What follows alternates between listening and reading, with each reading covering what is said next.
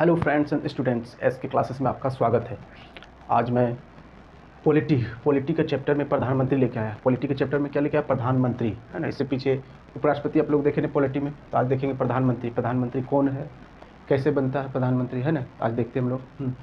देखिए आर्टिकल मैंने अनुच्छेद, संविधान के अनुच्छेद 74 के अनुसार राष्ट्रपति को सलाह देने के लिए, राष्ट्रपति को, है ना, सलाह देने के हेतु एक मंत्रिपरिषद होती है। जैसे कि राष्ट्रपति होता है हम लोग को, है ना, उसको सलाह देने के लिए एक मंत्रिपरिषद होता है ना। हम सलाह देने के लिए एक मंत्रिपरिषद होता है राष्ट्रपति को, और वही मंत्रिपरिषद का प्रधान, मतलब मंत्रिपरिषद का जो हेड होता है उसको क्या कहते हैं? प्रधानमंत्री, है ना। पूरा मंत्रिपरिषद का हेड होता है उसको क्या कहते हैं? प्रधानमंत्री। समझ में आया? प्रधानमंत्री कौन है? मंत्रिपरिषद का प्रधान होता है ना। आर्टिकल 75 अनुच्छेद 75 के अनुसार प्रधानमंत्री की नियुक्ति कौन करता है? राष्ट्रपति करेगा। और अन्य मंत्रियों की नियुक्ति भी राष्ट्रपति प्रधानमंत्री के सलाह पर करेगी। मतलब आर्टिकल 75 के अनुसार कहा गया है कि प्रधानमंत्री की नियुक्ति कौन करेगा? राष्ट्रपति करेगा। और जो उसके साथ अन्य मंत्री है उनका भी नियुक्ति राष्ट्रपति करेगी, लेकिन प्रधानमंत्री की सलाह पर, है ना, करेगी। यानी कहने का मतलब है कि प्रधानमंत्री जब बनता है तो उसको शपथ भी, मतलब कि वही राष्ट्रपति दिलाता है, राष्ट्रपति के सामने लेती है ना। इसलिए बात है कि मंत्रिपरिषद में मंत्रियों की, है ना, मंत्रिपरिषद में मंत्रियों की कुल संख्या बोला गया है कि मंत्रिपरिषद में मंत्रियों की कुल संख्या, लोकसभा के कुल सदस्य संख्या, जैसे लोकसभा के कुल सदस्य संख्या जैसे मान लिया 545 है ना, कि 15% होना चाहिए, 15% अधिक नहीं हो जाए, वो भी प्रधानमंत्री को मिलाकर, है ना। जैसे कि मान लिया जाए कि मंत्री हमको बनाना है ना, तो लोकसभा के जितना भी सदस्य है 545, उसको 15% अधिक मंत्री नहीं बना देंगे। ऐसा नहीं कि 15% से अधिक बना दे, 15% तक रहेगा, या तो उससे कम भी रह सकता है ना। याद रखिए, प्रधानमंत्री सहित रहेगा। ये समझ में आएगा? मंत्रिपरिषद में मंत्रियों की कुल संख्या लोकसभा के कुल सदस्य संख्या के 15% से अधिक नहीं होना चाहिए, है ना, मंत्री, है ना, वही प्रधानमंत्री सहित। याद रखिएगा, मंत्रिपरिषद लोकसभा के प्रति सामूहिक रूप से उत्तरदायी होगी, है ना। मंत्रिपरिषद जो है लोकसभा के प्रति सामूहिक रूप से उत्तरदायी होगी। कहने का मतलब है कि मंत्रिपरिषद है ना, तो लोकसभा के प्रति सामूहिक उत्तरदायी होगी। यानी अगर एक मंत्री के प्रति अगर अविश्वास प्रस्ताव लाया जाएगा तो पूरा मंत्री को त्यागपत्र देना पड़ जाएगा, है ना। इसलिए अगर त्यागपत्र देना होगा और अल्पमत में चल जाएगा तो फिर से चुनाव भी कराना पड़ जाएगा। इसलिए कहा गया कि क्या कहा गया कि मंत्रिपरिषद लोकसभा के प्रति रहेगा, राज्यसभा के प्रति नहीं, लोकसभा के प्रति सामूहिक पूरा मिल करके उत्तरदायी होगी, है ना। अब आता है मंत्री राष्ट्रपति के प्रसाद पर्यंत, है ना, राष्ट्रपति के मंत्री जो होता है राष्ट्रपति के प्रसाद पर्यंत पद धारण करेगा, है ना। कहने का मतलब है कि मंत्री जो बनेगा तो राष्ट्रपति के सामने वो शपथ लेगा, उसके मतलब साइन से ही, मतलब उसके सिग्नेचर से ही वो जो मंत्री बनता है वो मंत्री बनेगा। इसलिए प्रसाद पर्यंत ये शब्द का यूज होता है, प्रसाद पर्यंत पद धारण करेगा। अर्थात मंत्री शपथ राष्ट्रपति के सामने लेता है ना, शपथ लेता है, फिर वो नियुक्ति करता है, साइन ले करके राष्ट्रपति, है ना, साइन लेता है, साइन, है ना। देखो, मंत्री 3 प्रकार के होते हैं। मंत्री जो आप लोग देखते होंगे, मंत्री 3 प्रकार होते हैं। पहला होता है कैबिनेट मंत्री मतलब समझ रहे, शिक्षा मंत्री, रेलवे मंत्री, जल थी, वो थी, प्रदूषण मंत्री, है ना, जितना भी है वो कैबिनेट मंत्री का बनता है। राज्य मंत्री भी होता है, फिर उप मंत्री भी होता है, अथवा उसको स्वतंत्र प्रभार के मंत्री भी कहते हैं। उप मंत्री को क्या कहते हैं? अथवा स्वतंत्र प्रभार के मंत्री होते हैं। 3 तरह के मंत्री होते हैं, कैबिनेट मंत्री होते हैं, राज्य मंत्री होते हैं, उप मंत्री अथवा स्वतंत्र प्रभार के मंत्री। ये तीनों मिला करके इसको कौन सा वर्ड यूज करते हैं? मंत्रिपरिषद, है ना। जैसे बोलेगा मंत्रिपरिषद के अंदर कौन कौन होते थे? कैबिनेट मंत्री, राज्य मंत्री, उप मंत्री अथवा स्वतंत्र प्रभार के मंत्री। स्वतंत्र प्रभार के मंत्री भी नहीं देगा तो उप मंत्री लिखा रहेगा, अच्छा उप मंत्री रहेगा तो स्वतंत्र प्रभार, तो दोनों एक ही है, उप मंत्री और स्वतंत्र प्रभार के मंत्री, है ना। तो तीनों मिलकर क्या बनेगा? मंत्रिपरिषद, है ना। और देखिए, और प्रधानमंत्री और कैबिनेट मंत्री, प्रधानमंत्री और कैबिनेट मंत्री मिलकर मंत्रिमंडल से बनेगा। क्या बनेगा? मंत्रिमंडल, मंत्रिपरिषद नहीं, मंत्रिमंडल मिलेगा। प्रधानमंत्री रहेगा, उसमें कैबिनेट मंत्री रहेगा, है ना। अब जैसे कि विभाग का अध्यक्ष, जैसे नहीं बोले, रेल मंत्री, शिक्षा मंत्री, प्रदूषण पर्यावरण मंत्री, है ना, कपड़ा मंत्री, ये सब जो विभाग होता है उसका अध्यक्ष कौन रहता है? कैबिनेट मंत्री। जैसे कि अभी रेलवे विभाग है तो उसका अध्यक्ष कौन रहेगा? है ना, रेलवे मंत्री रहेगा, है ना, रेलवे मंत्री, है ना। ये तो विभाग का अध्यक्ष कौन रहता है? कैबिनेट मंत्री रहता है। प्रधानमंत्री जो होता है, प्रधानमंत्री लोकसभा का नेता होता है। लोकसभा जो होता है, लोकसभा न राज्यसभा, तो लोकसभा का नेता कौन होता है? प्रधानमंत्री, याद रखिएगा। राज्यसभा का नहीं, लोकसभा का नेता होता है प्रधानमंत्री, है ना। और प्रधानमंत्री राष्ट्रपति, है ना, प्रधानमंत्री जो क्या करता है? राष्ट्रपति को परामर्श देता है। क्या करने के लिए परामर्श देता है? परामर्श मैंने सलाह देता है। तो राष्ट्रपति को संसद सत्र करने के, मतलब संसद में सत्र जो होता है ना, हाँ, उसको शुरू करने के लिए, संसद के जो बैठक होता है उसको सत्र बोलते हैं, उसको शुरू करने के लिए आहूत करने तथा सत्रावसान करने संबंधी परामर्श देता है, मतलब सलाह। सत्रावसान करने का मतलब है कि प्रत्येक वर्ष जब साल खत्म हो जाती है, तो जब नया साल स्टार्ट होती है, तो उसमें राष्ट्रपति जो है दोनों सदनों को मिलाकर सत्रावसान करती है ना, कुछ संदेश देती है, कुछ बोलते हैं, तो उसी का सत्रावसान मतलब जब से प्रत्येक वर्ष जब संसद शुरू होती है तो सत्रावसान होती है, तो उसके संबंधी परामर्श देते हैं, सलाह देते हैं, किसको? राष्ट्रपति को। ये भी काम है उसका, प्रधानमंत्री का। फिर देखिए क्या काम है, किसी समय लोकसभा विघटित करने, किसी समय भी लोकसभा तक विघटित करने की सिफारिश राष्ट्रपति को कर सकता है। उसको लगा कि लोकसभा में कुछ गड़बड़ चल रहा है ना, हमारे ही नेता कुछ गड़बड़ करा, मंत्री कुछ गड़बड़ करा, तो उसको फीलिंग हुआ, तो चाहेगा तो अपने से लोकसभा विघटित करने के लिए, मतलब कि उसको बोले कि राष्ट्रपति को सिफारिश देगा कि विघटित कर दीजिए अभी लोकसभा, है ना। कुछ भी अगर अपोजिशन की तरफ भी कुछ गड़बड़ लग रहा है उसको, तो हल्ला बल्ला करा, तो राष्ट्रपति को भी सलाह दे सकता है ना कि आप विघटित कर दीजिए लोकसभा को, है ना। उसके बाद प्रधानमंत्री, है ना, प्रधानमंत्री जो है सरकार की नीतियों की घोषणा करते हैं। सरकार की नीति, क्या क्या सरकार अपना नीति बनाती है, वो घोषणा कौन करती है? प्रधानमंत्री, है ना। जो सारा विभाग का नीति जो होता है, जो भी होता है, वो प्रधानमंत्री घोषणा करता है ना। फिर प्रधानमंत्री जो है राष्ट्रपति और मंत्रिपरिषद जान गए थे। राष्ट्रपति और मंत्रिपरिषद के बीच संवाद की कड़ी होती है। संवाद मतलब एक दूसरे के बीच क्या कार्य है ना, क्या क्या बोलना चाह रहा मंत्रिपरिषद, हमारा जो मंत्री जो है आपको क्या बोलना चाह रहा है, तो वो प्रधानमंत्री जा करके राष्ट्रपति को मिल करके मंत्रिपरिषद का जो विचार है उसको रखता है राष्ट्रपति को, मतलब वही करने, मतलब कड़ी का काम करता है प्रधानमंत्री दोनों के बीच, राष्ट्रपति और मंत्रिपरिषद। अब लगा कि मंत्रिपरिषद कोई मंत्री राष्ट्रपति से मिलना, तो प्रधानमंत्री के अनुसार जाके मिलेगा, है ना, उसको बोलेगा क्या उनको राय है, क्या विचार है, क्या कुछ नीति बनाना चाहता है, तो प्रधानमंत्री मंत्रिपरिषद के विचार को सुनकर, नीति को सुनकर राष्ट्रपति को जा करके वो कुछ बोलेगा कि ऐसा ऐसा नीति सर बनाइए, है ना। अब आते हैं प्रधानमंत्री जो होता है नीति आयोग का अध्यक्ष, राष्ट्रीय विकास परिषद के अध्यक्ष, राष्ट्रीय एकता परिषद के अध्यक्ष, अंतर्राज्यीय परिषद का अध्यक्ष, राष्ट्रीय जल संसाधन परिषद का अध्यक्ष होता है।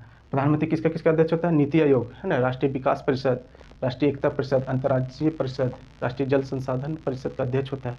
कौन होता है? प्रधानमंत्री। ये भी क्वेश्चन पूछ सकता है ना। अब देखिए, अगर कोई मंत्री, है ना, अगर कोई मंत्री किसी सदन का सदस्य नहीं है ना, और अगर कोई मंत्री, जैसे कि कोई मंत्री शपथ ले लिया, लेकिन न लोकसभा का सदस्य है न राज्यसभा का सदस्य है, तब करे तो क्या करे? तो उसको 6 महीना के अंदर टाइम दिया जाता है कि आप किसी सदन का आप सदस्य बनिए, चाहे राज्यसभा का सदस्य बन जाइए, चाहे लोकसभा का सदस्य बनिए, लेकिन बनना होगा 6 महीना के अंदर। अगर आप नहीं बन पाते हैं तो आपका जो मंत्री जो शपथ लिए हैं मंत्री पद को आपको छोड़ना पड़ेगा, है ना, यही कह रहा है इसमें। अगर कोई मंत्री किसी सदन का सदस्य नहीं हो तो 6 माह के अंदर किसी सदन का सदस्य बनना अनिवार्य होगा, नहीं तो मंत्री को त्याग पद देना होगा, मंत्री पद जो होता है उसको त्याग पद देना होगा, है ना। प्रधानमंत्री विभिन्न प्रकार के अधिकारियों की भी नियुक्ति, अधिकारी जो होता है भारत में, उसकी नियुक्ति करने के लिए राष्ट्रपति को परामर्श देता है, मतलब सलाह देता है कि सर आप इस अधिकारी को नियुक्ति करिए, है ना। जैसे कि कौन कौन से, जैसे कि महान्यायवादी, है ना, वो यूपीएससी के अध्यक्ष, सर इस यूपीएससी के अध्यक्ष ये वर्मा जी ठीक है, इसको बनाया जाए, है ना, ठीक है।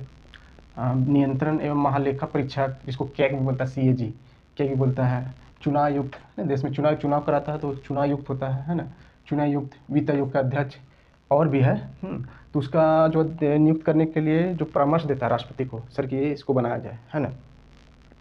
फिर देखिए, प्रधानमंत्री किसी मंत्री को, है ना, प्रधानमंत्री बोलता है कि किसी मंत्री को त्यागपत्र देने अथवा राष्ट्रपति को उस मंत्री को बर्खास्त करने के लिए सलाह दे सकता है। प्रधानमंत्री किसी मंत्री को त्यागपत्र देने के, मतलब कि किसी मंत्री को त्यागपत्र देने, है ना, अथवा राष्ट्रपति को उस मंत्री को बर्खास्त करने के लिए, है ना, सलाह दे सकता है कि सर उस मंत्री को सर बर्खास्त कर दीजिए, या तो सर उस मंत्री से त्यागपत्र आप मांगिए, है ना। तो सलाह देता है, किसको देता है? राष्ट्रपति को सलाह देता है प्रधानमंत्री। ज़्यादा सलाह काम करता है, इन पावर जिसका सत्ता रहता है, जिसका मंत्रिपरिषद रहता है, उसी के अनुसार राष्ट्रपति काम करता है। इसलिए राष्ट्रपति को रबड़ का मुहर भी हम लोग कहते हैं। राष्ट्रपति क्या है? रबड़ का मुहर।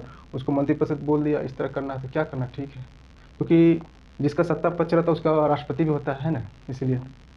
फिर देखिए, वो अपने पद से त्यागपत्र देगा। अगर देखा कि नहीं मान रहा ये लोग तो क्या करेगा? अपने पद से ही त्यागपत्र दे देगा। अपने पद से जब प्रधानमंत्री त्यागपत्र दे देगा तो पूरा मंत्रिमंडल को बर्खास्त कर सकता है ना।